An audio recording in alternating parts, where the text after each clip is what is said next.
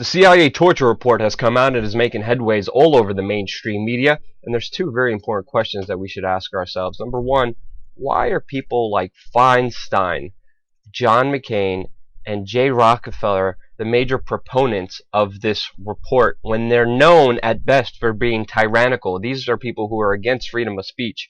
These people are not known for transparency and accountability like they're calling for now.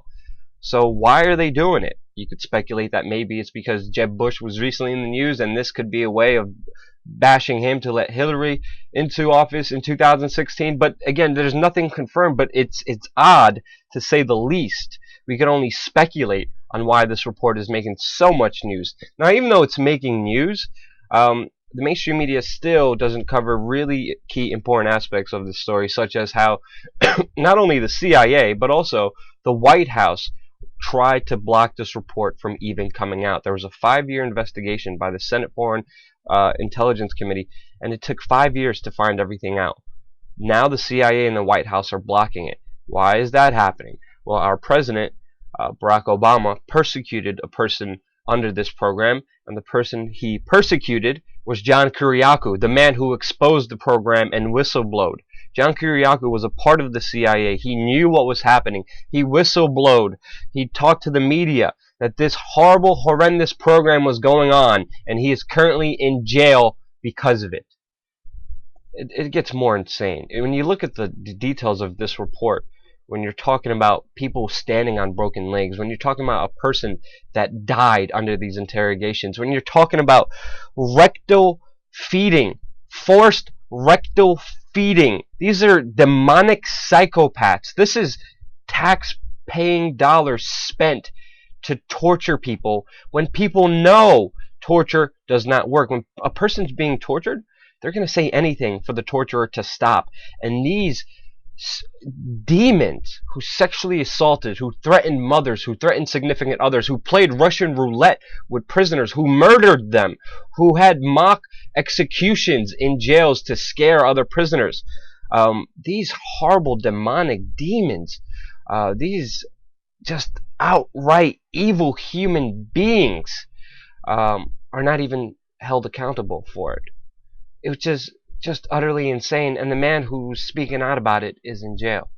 Now, other than just the gruesome details, we also have to understand the CIA said all throughout the early 2000s, all throughout Bush's term in office, and even now, they're saying that these torture programs were necessary because we had to stop terrorists from bombing and destroying countries. In the early 2000s, we saw propaganda like 24 visualize these scenarios and justify it.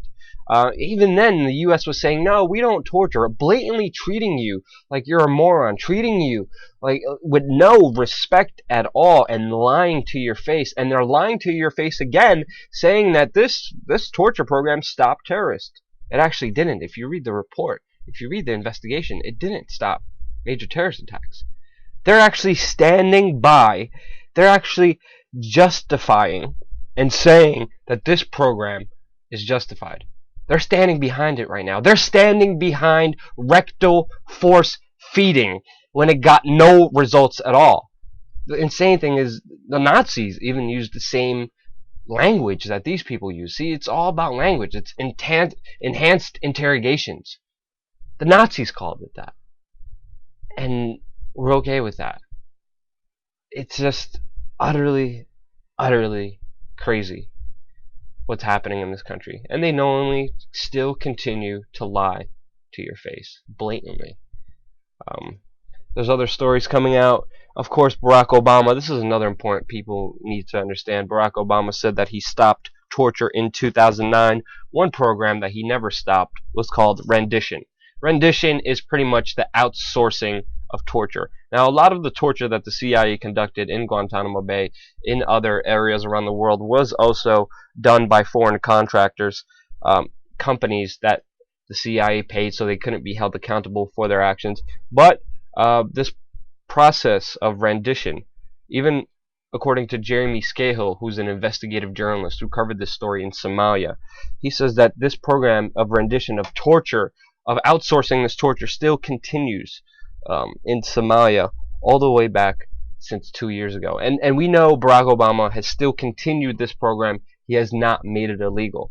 Now, all throughout the war on terror, there has been no journalist holding these politicians accountable.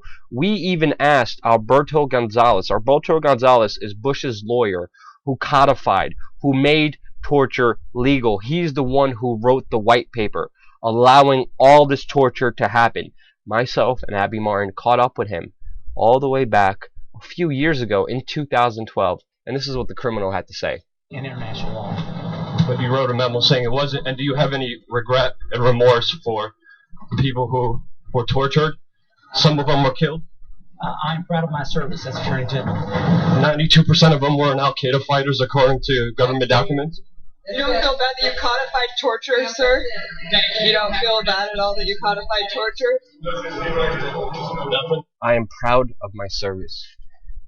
Alberto Gonzales is proud of rectal force-feeding people, torturing them satanically, demonically, for no reason at all, that brought together no intelligence at all. Let's not forget the two psychologists who approved the program were actually paid, just two psychologists, $81 million for their work, saying that torture is going to be great. Again, we have other videos dealing with this issue on our YouTube channel. We've been talking about it, screaming about it for a very long time. We confronted this war criminal many times. The man behind all the evil acts, Dick Cheney himself. Now, of course, this points to a lot of profit, a lot of money for individuals, a lot of power, a lot of control.